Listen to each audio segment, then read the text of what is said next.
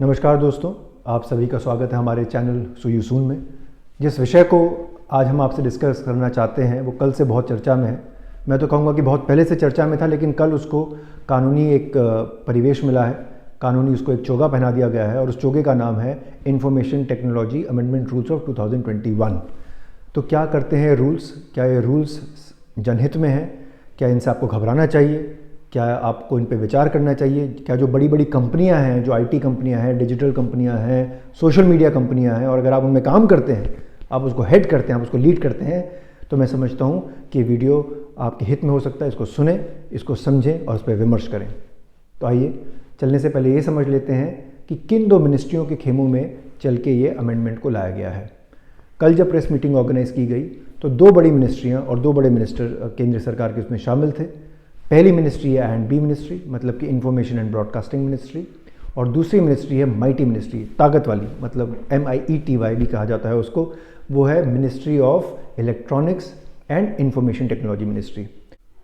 तो जो दोनों मिनिस्ट्रियों ने कल जॉइंटली ये जो प्रेस मीटिंग अरेंज की, ऑर्गेनाइज़ की, उसके चलते अब आपको ये समझना है कि जो रूल्स लागू हैं इनमें क्या क्या चीज़ें कवर होती हैं। इनमें बेसिकली 3 चीज़ें कवर होती हैं। पहला, सोशल मीडिया प्लेटफॉर्म, दूसरा OTT यानी कि ओवर द टॉप प्लेटफॉर्म्स, और तीसरा डिजिटल कंटेंट या डिजिटल न्यूज़।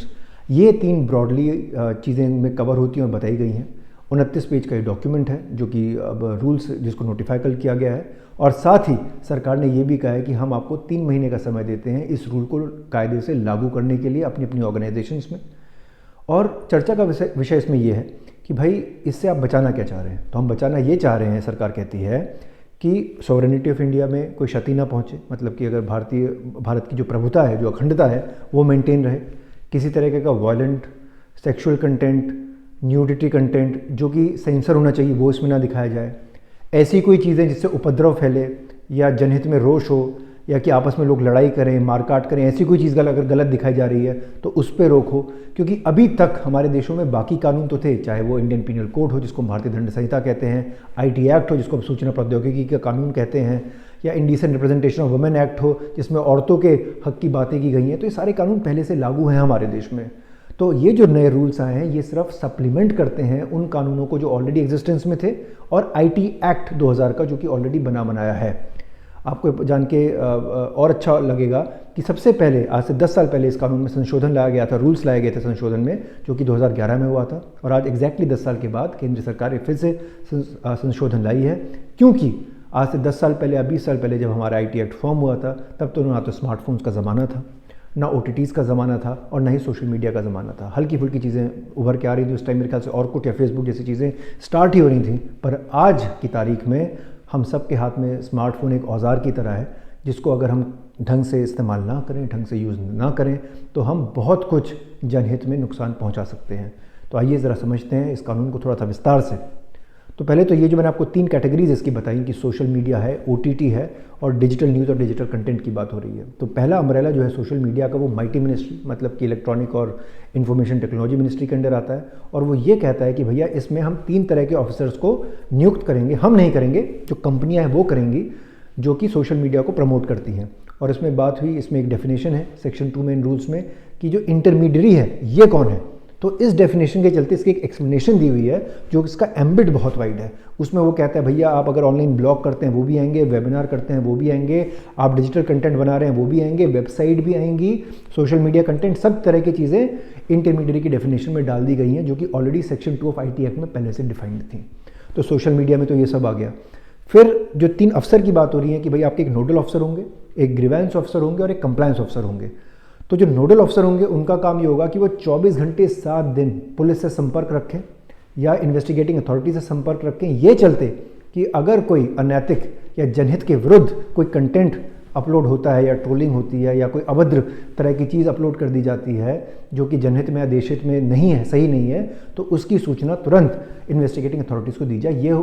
ये है ड्यूटी नोडल ऑफिसर की। उसके बाद आते हैं आपके ग्रीवेंस ऑफिसर कि भाई कोई भी अगर इंसान या व्यक्ति अपनी ग्रीवेंस डालता है कि भैया मान लीजिए कि किसी इंसान की गलत तस्वीरें लगा दी गई या न्यूड फोटोग्राफ्स को अपलोड कर दिया गया या कोई वॉयलेंट वीडियो अपलोड हो जाता है या कोई ऐसा कंटेंट जिसकी ग्रीवेंस किसी और सिविल सोसाइटी के पर्सन को या किसी भी पब्लिक इंटरेस्ट सिटीजन को होगी, वो आके वो अपनी ग्रीवेंस रेज कर सकता है और उसको एक टाइम बाउंड मैनर में सॉल्व करना पड़ेगा। और तीसरा जो मेरे ख्याल से इन सब का हेड है वो है compliance officer social media umbrella के अंडर, जो ये कहता है कि भाई इन सब चीज़ों की कंप्लायंस हो, जो रूल्स हैं जो एक्ट्स हैं इनकी कंप्लायंस होनी चाहिए और मंथली कंप्लायंस रिपोर्ट इन मिनिस्ट्रीज़ को जानी चाहिए। तो ये बात तो होगी सोशल मीडिया के अम्ब्रेला में। दूसरा अम्ब्रेला है OTTs यानी ओवर द टॉप कंटेंट का और डिजिटल मीडिया डिजिटल न्यूज़ के कंटेंट का। तो कल मैंने काफ़ी चर्चा देखी यूट्यूब पे और बाकी जगह पे, क्योंकि YouTube, prime, Amazon prime, Netflix, ZEE5 वगैरह वगैरह ये सब आपके ओवर द टॉप कंटेंट में शामिल होते हैं। साथ ही डिजिटल न्यूज़ आजकल बहुत चर्चा में है, क्योंकि बहुत सारे डिजिटल न्यूज़ चैनल यूट्यूब में खुले हुए हैं, बाकी जगह लोग वेबसाइट अपनी चलाते हैं और आप तक खबरें पहुंचाते हैं। तो उन लोगों के एक ही भय था अंदर कि भाई ये कानून जो रूल्स हैं इनको लागू तो कर दिया है, पर क्या इनका काम एक चाबुक की तरह होगा हम पे? क्या हमें हंटर मारा जाएगा? क्या हम डर के रहें? हम क्या प्रोड्यूस कर सकते हैं, क्या नहीं कर सकते हैं? तो इसके लिए अलग से एक ग्रीवेंस कमेटी बनाने की बात हुई है, जिसको एट द सेम पार रखा जाएगा। जैसे कि अगर आप केबल टीवी पहले देखते थे घरों में बैठ के, आप सिनेमा घरों में जाते थे, तो उनके लिए अलग से प्रेस काउंसिल्स हैं, केबल टेलीविजन नेटवर्क के एक्ट हैं इस देश में जिनके अंडर कमिटीज़ बनी हुई हैं और उन कमिटीज़ को लेकर आगे बात बढ़ती है और उनकी रेगुलेशन की जाती है। तो सरकार अब ये कह रही है एंड मिनिस्ट्री कि आप भी एक सिमिलर प्लेटफॉर्म पे कमेटी बनाएं और उन कमेटी पे जितने ऐसे कंटेंट होते हैं जो कि ऑब्जेक्शनेबल हों, उन कंटेंट को आप हम तक लाएं, उनकी ग्रीवेंस को एड्रेस करें, ताकि एक अच्छा माहौल देश में बना रहे और किसी को भी किसी तरीके की परेशानी ना हो।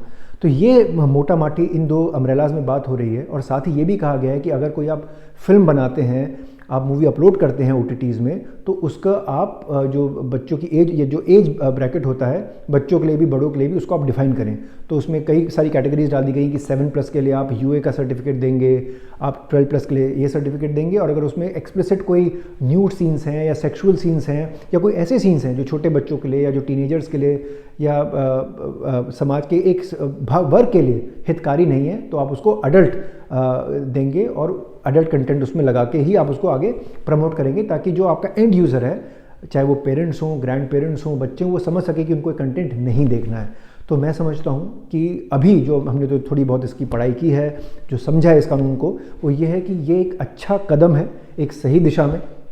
लेकिन ये तो एक बात हो गई, साथ ही इसमें कुछ सवाल निकल के ये आते हैं कि अच्छा कदम तो है, पर क्या इस कदम के चलते अब्यूज़ ऑफ लॉ होगा?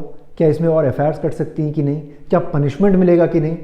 तो देखिए, आप सबसे एक ही बात करूंगा कि कोई भी कानून किसी भी देश में किसी भी कोने में जब जब लागू हुआ है, उसका यूज़ भी होता है, मिसयूज़ भी होता है और अब्यूज़ भी होता है। तो ये तो ह्यूमन सिविलाइजेशन का एक ट्रेडिशनल ट्रेंड रहा है, ना उसको मैं बदल सकता हूँ ना आप बदल सकते हैं। लेकिन ये कहने के बाद ये सब हमें समझना चाहिए कि जो कोर्ट हैं, जो हमारी अदालतें हैं, जो न्यायपालिका हैं, उनके दरवाजे हमेशा हमारे लिए 24 घंटे 7 दिन खुले रहते हैं। अगर हमें कुछ लगता है कि गलत हो रहा है, हमें कुछ लगता है कि समाज कल्याण में नहीं हो रहा, हमें लगता है कि हमारी राइट्स को ट्रैम्पल किया जा रहा है, हमारे हक को रौंदा जा रहा है, तो हमेशा कोर्ट के दरवाजे, न्यायपालिका के दरवाजे याचिका के ज़रिए, कानून के अलग माध्यम के ज़रिए हमेशा हमारे लिए खुले रहते हैं। तो दोस्तों, मैं ये उम्मीद करता हूँ कि जो छोटा सा हमने आज ये मुहिम जारी की है आपको OTT प्लेटफॉर्म्स के बारे में समझाने की, सोशल मीडिया के प्लेटफॉर्म को समझाने की, ये आप तक पहुँची हो, आपको ये चीज़ समझ आई हो। और अगर आपको समझ आई हो और आपको लगता हो कि आपको ये और तक और पहुँचानी है, तो प्लीज़ हमारे चैनल को लाइक करें, सब्सक्राइब करें और शेयर करें, ताकि दूर से दूर तक और लोग सही इन्फॉर्मेशन गैदर कर पाएँ और दूसरे लोगों तक सही इन्फॉर्मेशन दे पाएँ। Thank you so much, until next time, see you soon.